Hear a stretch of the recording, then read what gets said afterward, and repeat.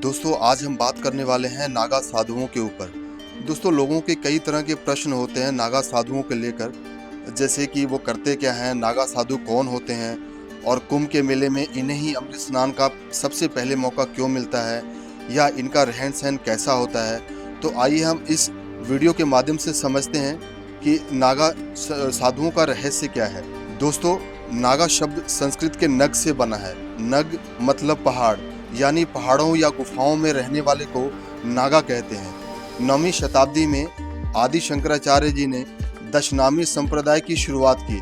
ज़्यादातर नागा इसी संप्रदाय से आते हैं।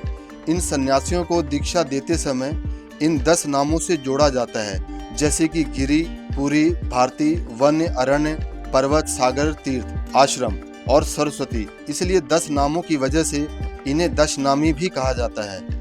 नागा साधु 2 तरह के होते हैं, एक होते हैं शस्त्रधारी और दूसरे होते हैं शास्त्रधारी। कहते हैं नागा बनने के लिए अखाड़े से जुड़ना पड़ता है और नागा बनाने से पहले सभी की आपराधिक रिकॉर्ड को भी देखा जाता है और इसके अलावा इन्हें 2 से 5 साल सेवा भी करनी पड़ती है। और कहते हैं दोस्तों कि इस दौरान शस्त्र और शास्त्र भी पढ़ाए और सिखाए जाते हैं। एक टाइम ही भोजन करना पड़ता है और काम वासना, नींद और भूख पर काबू करना होता है। इस दौरान यह भी देखा जाता है कि वो मोह माया में तो नहीं पड़ रहा है, उसे घर परिवार की याद तो नहीं आ रही।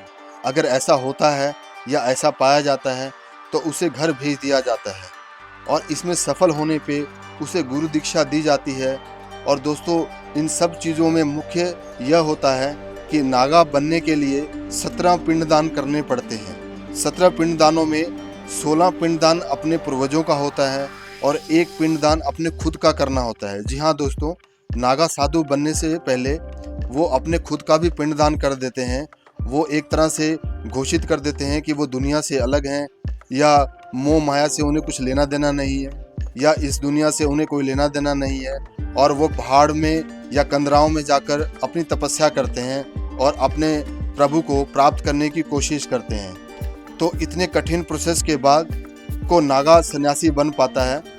इसलिए नागा हमारे लिए पूजनीय है और सनातन धर्म के प्रमुख सिपाही हैं। तो दोस्तों नागा सन्यासियों के ऊपर आपको ये जानकारी कैसी लगी, आप कमेंट करके वीडियो में ज़रूर बताना।